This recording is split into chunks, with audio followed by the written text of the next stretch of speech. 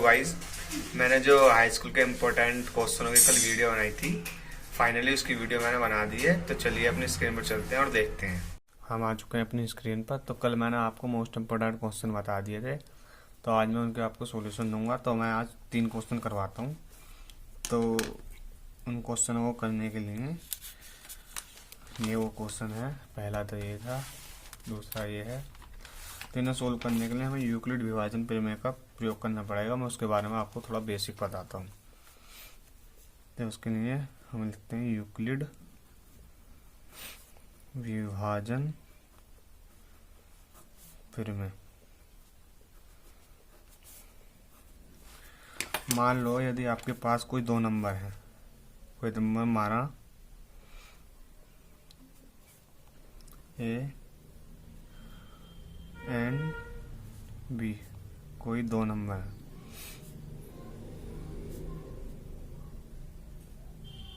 है, और यदि अगर ए बड़ा है बी से, तो हम ए को बी क्यू प्लस आर के रूप में लिख सकते हैं, जहाँ आर शेषफल है, क्यू भागफल है। यहाँ पे एक बात और, हेयर 0 छोटा और बड़ा है आर के, मगर आर हमेशा छोटा रहेगा बी से।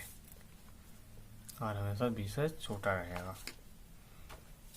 इसका मतलब ये बी का मान जो भी आएगा आर उससे छोटा ही होगा। एग्जाम्पल लेते हैं। एग्जाम्पल नंबर 1, मान लो ए का मान 10, इसके बटे में 10 लिख दिया। मान लो बी का मान 3, इसके बटे में 3 लिख दिया। ठीक, अब इनमें कौन बड़ा है? 10। इसके लिए मुंह खोल दो। जिसकी तरफ मुंह खोलेगा वो बड़ा होती है संख्या। 10 की तरफ मुंह खोल दिया। तो अब जो बड़ा वाला से छोटे वाले से बड़े वाले को भाग करते हैं। 3 से 10 को भाग करते हैं। 3 से 10 कितनी बार गया? 3 बार। आ गया 9, बचा 1, ये बचा भागफल, ये बचा शेषफल। अब चलते हैं फिर। अब यूक्लिड विभाजन प्रमेय से सही क्या थी? ए बराबर बी क्यू प्लस आर। ए का मान क्या था? 10। बी का मान था 3। भागफल कितना आया? 3 प्लस शेषफल का मान कितना? 1।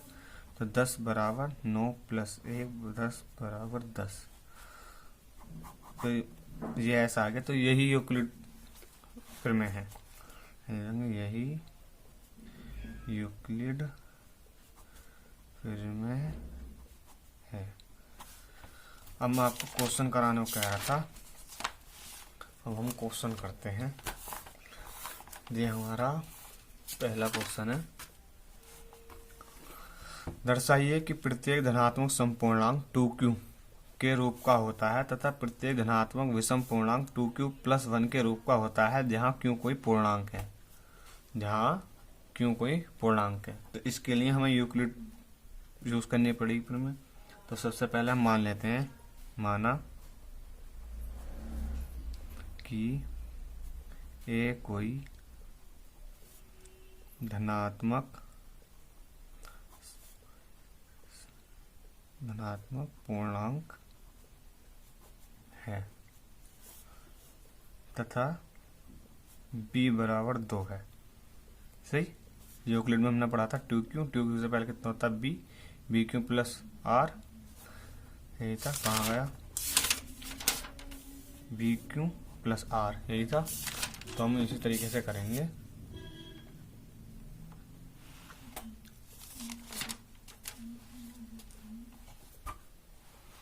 अब हम b बराबर 2 रख दिया।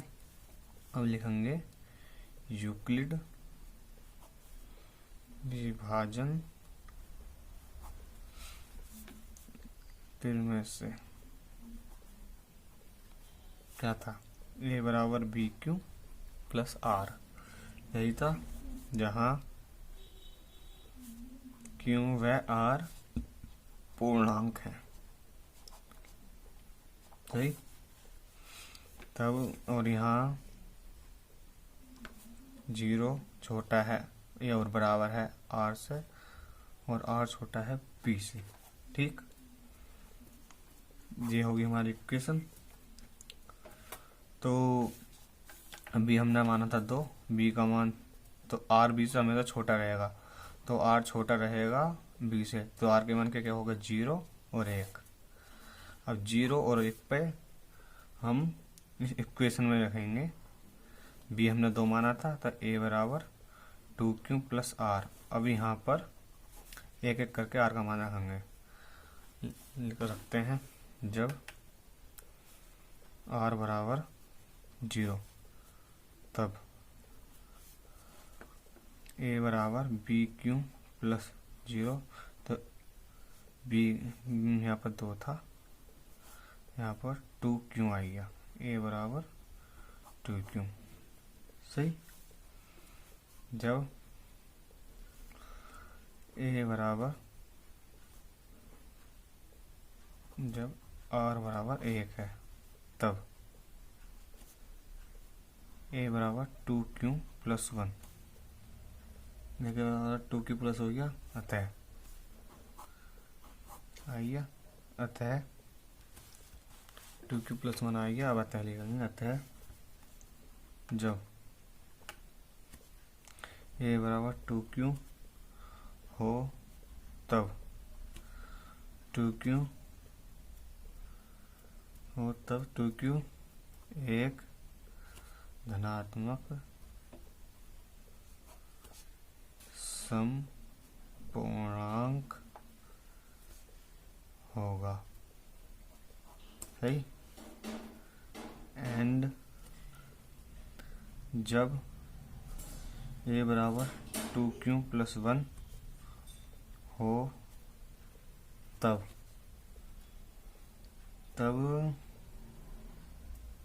यह धनात्मक विषम पूर्णांक होगा। सही। ये हो गया क्वेश्चन पूरा। अब आते हैं अपने अगले क्वेश्चन पे। दर्शाइए कि, क्या है, दर्शाइए कि एक धनात्मक विषम पूर्णांक 4q प्लस 1 या 4q प्लस 3 के रूप का होता है, जहाँ q एक पूर्णांक है। तो इसको भी सोल्व करते हैं। इसको लिखते हैं, माना, चमक तो रहा होगा, माना एक धनात्मक विषम पूर्णांक ए है, तब यूक्लिड विभाजन विधि से,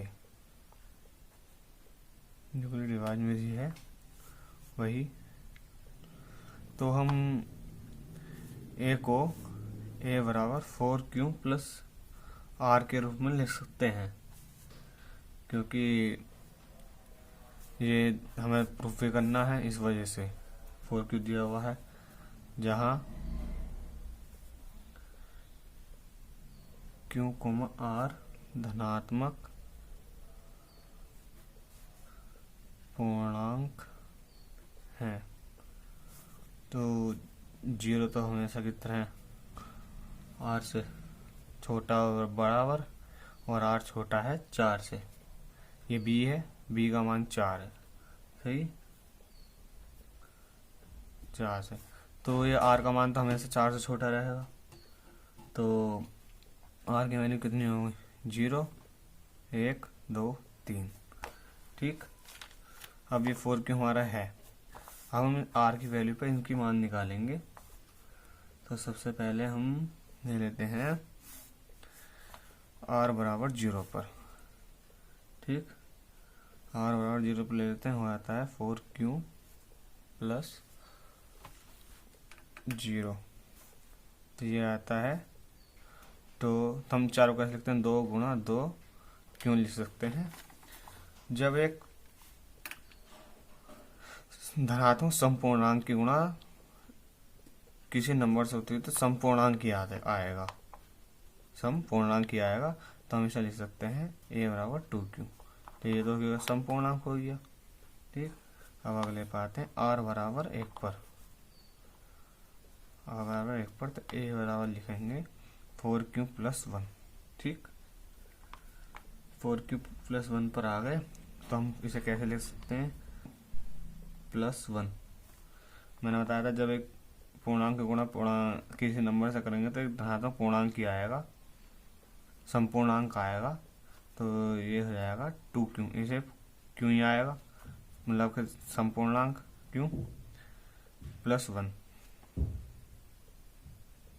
ठीक, प्लस 1 हो गया तो ये विषम हो गया।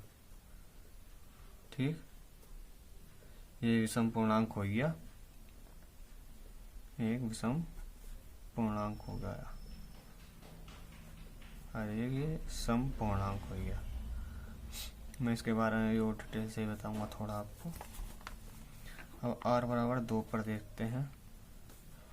a बराबर 4q प्लस 2, तो a बराबर 2 कॉमन ले लेंगे और यहाँ हो जाएगा 2q प्लस 1। मैंने बताया था जब इसकी गुणा होगी तो सम धनात्मक समपूर्णांक आएगा, तो a बराबर फिर 2q मान आएगा। तो ये कितना है, समपूर्णांक। ठीक, अब समपूर्णांक आ गया। अब r बराबर 3 पर। अब ये लास्ट है क्योंकि हम 4 तक दिया हुआ था तो हम 3 तक ही लेंगे, 0 से शुरू करा था। अब a बराबर 4q प्लस 3 हमने ले लिया, a बराबर 4q प्लस 3। तो हम इसे कैसे लिख सकते हैं, इसको हम लिख सकते हैं 4q प्लस 2 प्लस 1। यहाँ से 2 को मान ले लेंगे, 2q प्लस 1 प्लस का 1, तो ये संपूर्णांक क्या आएगा, 2q प्लस 1। ये क्या हो गया, ये हो गया विषम पूर्णांक, ये हो गया विषम पूर्णांक। ठीक, अब मैं आपको बताता हूँ जितनी भी 2n वाली संख्याएं होती हैं, जिसके 2 गुणा 2, ये आ गया संपूर्णांक 4, ये हो गया संपूर्णांक। ठीक, और जो 2n प्लस 1 की संख्या होती हैं, जैसे कि 2 गुणा 2 प्लस 1 बराबर आ गया 5, ये विषम पूर्णांक, विषम। इसी तरीके से यहाँ पर 2n मान लीजिए तो 2 गुणा 2 4 हो जाएगा संपूर्णांक। अब यहाँ पर 2n प्लस ये वाला फॉर्मूला, ये 2n प्लस 1 है, तो यहाँ पर इसे अप्लाई करिए 2n प्लस 1, तो यहाँ पर रखेंगे तो फिर विषम पूर्णांक आएगा। ये इस तरीके से होता है। तो ये प्रूफ हो गया कि 4n क्या क्या पूछा था, ये 4q प्लस 1 तथा 4q प्लस 3 के रूप का होता है धनात्मक विषम पूर्णांक। तो हमारे भी क्या क्या है, 2q प्लस 1, ये 4q प्लस 3 क्या आया है, विषम पूर्णांक। और ये क्या पूछा था, 4q प्लस 1, ये भी हमारा विषम पूर्णांक आया, ये विषम पूर्णांक ये है, यही आंसर। सही। हमारा कल वाले क्वेश्चन ये थे सारे, तो इनमें एक और था यूक्लिड विधि द्वारा, हाँ ये वाला मैं इसे बताना चाह रहा था, आप पढ़ लीजिए इसे। निम्नलिखित संख्याओं का HCF ज्ञात करने के लिए यूक्लिड विभाजन विधि एल्गोरिथम का प्रयोग कीजिए। आप खुद कर लेना, इजी है, मैं आपको भी करके बताता हूँ। ये हमारा क्वेश्चन नंबर 3, ये हमारा क्वेश्चन नंबर 3। क्वेश्चन क्या है, 135 व 225। ठीक, अब हमें सॉल्यूशन देना है इसका, ये लिख लिया सॉल्यूशन। ठीक, हेयर 225 बड़ा है 135 से। ठीक, सो यूक्लिड इस थ्योरम से यूक्लिड विभाजन फिर में से सही फिर में से लिखेंगे 225 बराबर 135 गुणा 1। ठीक, और 135 से भाग करेंगे 225 को, कितनी बार जाएगा, एक बार जाएगा, जाएगा 135, इसे भाग हटाएंगे, बचेगा 90, उसे यहाँ जोड़ देंगे। अब ये हो गया, क्योंकि एक ये एक मान था, एक को हम इस तरीके से लिख सकते हैं, तो ये की वैल्यू धरा जाएगी 135 बराबर 90।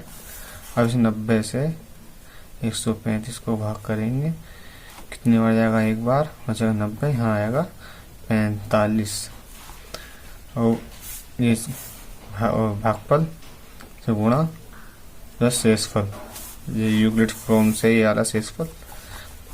और ये हम एक को इसमें बी के रूप में लिख सकते थे, तो अब एक को इधर ले आएंगे, 90 बराबर 45। हम जब तक भाग करेंगे तब तक शेषफल 0 ना आ जाए।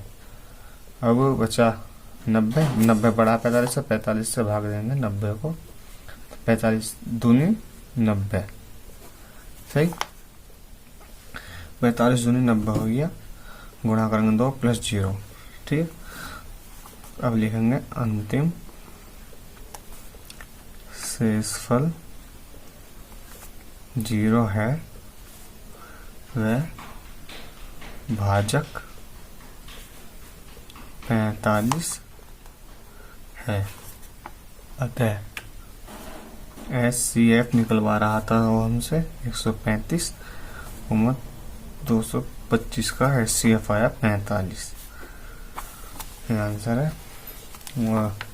और वीडियो अच्छी लगी